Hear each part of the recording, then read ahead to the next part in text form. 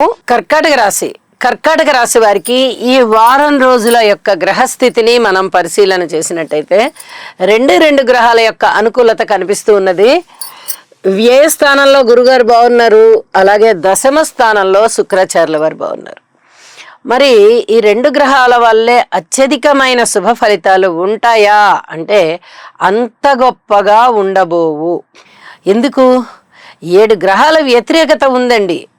అందులోనూ నవమ స్థానంలో కుజ, శని, రవి ఈ 3 గ్రహాల యొక్క స్థితి సంచారము కలిసి ఉంటున్న కారణం చేత, అష్టమ స్థానంలో రాహు గారు ఉంటున్న కారణం చేత చాలా గొప్పగా ఫలితాలు ఉంటాయని చెప్పడానికి లేదు.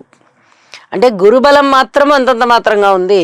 రాహు బలం కానీ, ఇక్కడ ద్వితీయ స్థానంలో ఉన్నటువంటి కేతు గారి బలం కానీ, అలాగే నవమ స్థానంలో ఉన్నటువంటి శనిగారి బలం కానీ ఏమాత్రము లేకపోవడం అనే కారణం చేత ఇక్కడ అనుకూల పరిస్థితులు బాగా తగ్గి ఉన్నాయి, అననుకూల పరిస్థితులే ఎక్కువగా ఉన్నాయి.